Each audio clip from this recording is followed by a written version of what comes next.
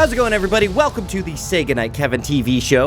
Now broadcasting live every single day for your blue... So today, what a show we got. VeggieTales is what I'm talking about. A lot of you want to know what my hot take is on the new VeggieTales TV show. There was a time when VeggieTales was my favorite thing ever, and I still really love VeggieTales. I did a whole episode. It was like a love letter to VeggieTales, because it was one of the first things that I saw that was Christian, but also funny and well done, clever and self-aware. Just a lot of great things that went on when it came to VeggieTales. Then, VeggieTales in the House. If you read the book Me, Myself, and Bob, you'll learn that Phil Vischer, co-creator of VeggieTales, the way he describes it is he kind of got too ambitious, basically, with VeggieTales, and so it started to kind of blow up really fast. He didn't really know how to be a CEO of a big company. What he knew was how to do funny voices and have a lot of fun, and that isn't always CEO material. And so what happened is he ended up filing bankruptcy after the Jonah movie, which I also reviewed.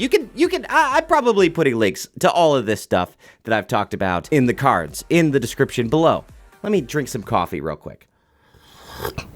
So he ended up having to sell off his company, but he was contracted to continue to voice many of the characters. The VeggieTales brand got passed around to a lot of different companies throughout the years, eventually landing with DreamWorks, and then made this big deal with Netflix. It was the biggest deal at the time that ever had been made with Netflix, which was original cartoon kids programming by DreamWorks. I think it was 6 different properties. One was like the Penguins of Madagascar. Anyway, VeggieTales was wrapped up in there. Even though VeggieTales is a pretty big property, especially when it comes to Christian content, it is not a big property when it comes to just content overall. So shows like Penguins of Madagascar are often getting a lot more clicks and views on Netflix than VeggieTales. This is all from my understanding. That's what Big Idea Studios became. They stopped doing DVDs because DVDs were out and everything was geared towards making VeggieTales in the house. Then they did VeggieTales in the city. Let's get out of the house. That's what we want. Also, not a great show. They changed the look. They changed too many things at once. If they would have paid attention to Adventures in Odyssey, whenever they had Album 51, displaying my true homeschooler nerd here, they would know that you can't change everything all at once. You know, you can't change the voices and the design and the format. It's just too many things. Really, the show was geared more towards younger kids. It seemed, from my perspective, that there was just a lot of, confusion. People in charge who were like, look, this show needs to be geared towards tiny, tiny little babies. Well, but we want to make it good. No, make it for babies. Christian babies. Wow. It really displays what a target market is versus a genre, which is something I talk about quite regularly. But now, coming this... I don't know when it's coming, but I got a lot of people sending me this beautiful, beautiful trailer, and I haven't watched it yet. So apparently, VeggieTales is back. Wait, hold on. It says something in there. We're busy putting together the finishing touches of all new VeggieTales show. The original VeggieTales crew is back, and we're working with TBN as our production partner. Now we know that it's working with TBN, so I don't know what their rules are. I'm sure they're giving them a lot of creative freedom. Who owns them right now? VeggieTales. At NRB 2019 convention, Fisher and Naraki announced that Universal Studios has greenlit... Oh, a VeggieTales movie. Wow. It's really interesting to watch me look things up. They must still own the rights, but broadcasting rights are owned by TBN. So now you have a little bit of history of VeggieTales based on Kevin's little bit of knowledge reading Wikipedia. So don't quote me on any of this stuff. Let me just say what my predictions are, my hopes, my dreams. I've always hoped that VeggieTales would kind of get back to its storytelling roots, just do parodies of things. It doesn't even have to be Bible stories, but it can be. That's when they're at their best, is whenever they do kind of Muppet type stuff. VeggieTales, at its heart, are the Muppets. Very sincere characters who are kind of incompetent, and they're putting on a show, and they are doing their best. And the thing that I really didn't like about the VeggieTales in the House is that it seemed to not get that. It seemed to not understand that they aren't supposed to be goofy just to be goofy. They're supposed to be goofy because they don't realize how goofy they really are. They're sincere, and they're genuine, and they're honest characters trying to tell a story, but they're vegetables, you know? Larry isn't funny because he's trying to make jokes or because he's got a lot of sound effects going on around him. He's funny because he's trying to be serious and he can't. That's what I love about VeggieTales, and that's what I hopefully they are able to bring back. Let's find out together, shall we? So why do you want to use my theater? Well, sir, you know I've made a lot of vegetable shows. That's sort of your thing. Yes, it's my thing. And I've got a new idea. It's something really exciting. What Bob is trying to tell you is, we want to do a new show in a theater in front of a real audience called The VeggieTales Show. Hey! You know what's cool about that? I just said that it's best whenever they are trying to be like the Muppets. Not trying to be, but whenever the creators understand that this is very similar to the Muppets. And this is very similar to the Muppets. I hope that we have some hecklers over here in the corner. That's my hope.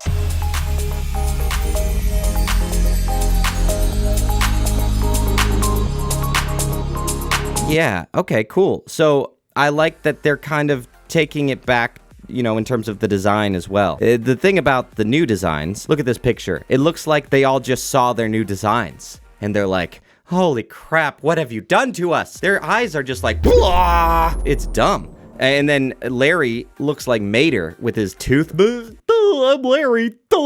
I hate it. Hater, more like. Ha! Obviously, in this new one, they have a better, they look closer. They look like an updated version of the earlier designs, which I think is better. That's what I'm trying to say here. I like the stock music. Trinity Broadcasting Network. On TBN for probably 20 plus years, and I think they were made for each other. We've added some new elements, but we've kept what's so beloved about the show. Hold on. That's so This is awesome. I like seeing this behind the scenes stuff. This is like a style guide a little bit of Larry's design, but I like how it has the eye construction, which is what I was just talking about. Avoid just pupils and too far apart. That's interesting because it's probably just aspects of the uncanny valley. It's just uncomfortable sometimes whenever they're designed a certain way to look at. It makes you feel weird. Look!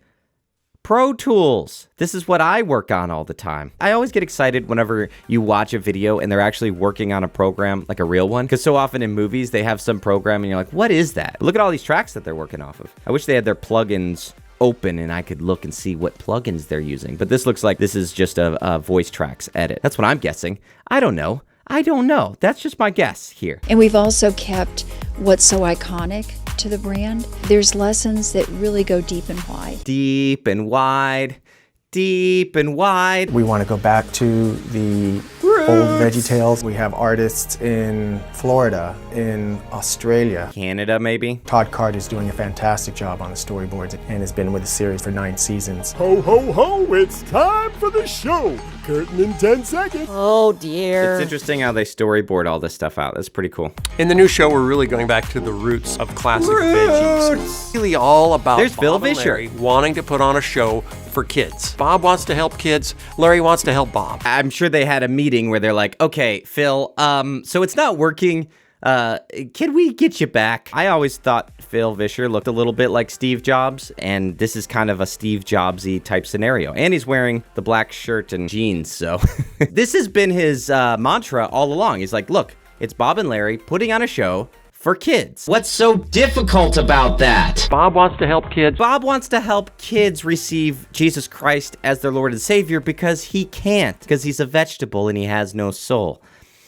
It feels great to be back as Larry the Cucumber. No, I do not want to see Larry's voice coming out of a human. Hi, it's Larry the Cucumber. And then Bob and Larry responding by putting on a show, because there's never, ever been a show like VeggieTales. Oh, right, like the song. Now we're taking that show out of the kitchen countertop and putting it into a theater. We get a Bible story in just about every episode. We get a biblical value in every episode. And we get to answer a kid's question. Is it gonna be a real kid's question? Huh, Bob? I mean, Phil? I mean, Bob. In this new series, we're going back to the basics of what made VeggieTales so great in the first place. Bible stories, funny songs on VHS. I'm excited about the new setting that we have. We're in a theater here, and so we get to take advantage of a pit orchestra and a lot of live instruments, and I've always loved that in what we do already. I never think of myself as writing children's music. It might be a tango for a silly song. Well, Mike and I wrote a legitimate tango for that just happens to be sung by a talking cucumber. That's the soul of VeggieTales. I mean, yes, it is a silly song, but it's legitimate content, not talking down to kids, not talking down to Christians, not talking down to your audience. Take comedy seriously. As much passion and honesty and genuineness that you can have. That's how you make a good kid show. That's how you make VeggieTales work. That's why it worked to begin with, and as Phil Vischer said, because that's his passion, because it is him being honest and truthful about who he is, that's being portrayed in Bob. And I think that's why when it was corporatized, it didn't work, because it's like, okay, how do we replicate this genuineness? How do we replicate this honesty? I don't know. I just don't think it works very well in that setting, but I think that this could be good, is what I'm realizing. I'm realizing this could be good. Let's watch the rest of it and find out. Maybe it'll mess up here at the end. It's humbling and it's gratifying to have the opportunity to continue to tell stories to new generations. Always remember, kids, God made you special. And he loves you very much. These characters, even though they're vegetables, they're funny, they're silly, they all are dealing with human conditions and challenges. They're really character-driven stories, and the stories come first. VeggieTales is back. It's back, baby! Coming this fall. That's the only reason I was watching this was because I wanted to know when can I expect it back? Well, guys, that seems exciting. I'm excited. I'm cautiously optimistic because, how do you recapture the glory of VeggieTales? And then also the involvement of TBN. I haven't watched anything from TBN in a long time other than that Tim Che interview that was taken down, and I'll explain that sometime. I definitely think that this looks exciting. I really like it. I like the thought that another generation can enjoy VeggieTales, and I like the idea that it's getting back to its roots. I don't see a need for it to be in a theater, but I don't see how that will hurt it necessarily. I think the kitchen countertop makes sense. Not every episode took place on the kitchen countertop. I mean, again, it reminds me of The Muppet Show, and so great. Good. I can't wait to see it. That's my hot take. I would say that if it's too, he's like, it's a Bible story every time. I think that it's not necessary. One of my favorites is Larry Boy and The Lord of the Bean, and those aren't Bible stories, but they're parodies of stuff. But they have lessons. I mean, of course, it's VeggieTales that's going to have some sort of lesson, but I like the way that they tie the lesson in. It's great for kids. It's great for adults. It's all good. So you might be able to tell I love VeggieTales, and I'm happy to see it back, baby, in a big way, and we'll see if it's any good. I'll be the judge of it. I'll be there, always here to judge and criticize and put down Christian and other content. And you know what? When it's good, I love saying it. I love to say things are good when they're good. So I don't want things to be bad. That's my hope and dream. All right, thanks for watching, everybody. I'll talk to you all later. Good night. Guys, thank you so much for watching this episode, as I said just a second ago. On top of that, I just want to say, if you like my show, if you like the stuff that I say, if you like my reviews, a good way to keep it going is to check out my Patreon. Now, that Patreon isn't just for me, it's for you as well, because whenever you sign up for Patreon, there's all sorts of great goodies. For example, some of the people who do that are Jacob and Emily Rugrock, Amanda Stewart, the Barely Protestant Podcast, the Ask a Christian Counselor Podcast, and the Voicey Here YouTube channel. Every month, I have a live stream. Every now and then, I send out t-shirts and gifts. I also will do exclusive content just for Patreon. I often will release my podcast early on there, and it's usually the extended, full, long interview, not my edited down version. That and a lot more, you can check that out at patreon.com/saygoodnightkev. I appreciate it. I'll talk to you guys later. Good night. It's not a TV show. I wonder where it's going to go. I guess it's going to be on Netflix. What the heck? I got a hair growing out of my nose, and I can see it in my peripheral vision. Boy, this is when you know you're getting old, is whenever you've got hair growing out of your, places where hair isn't even supposed to grow. So, welcome to your 30s.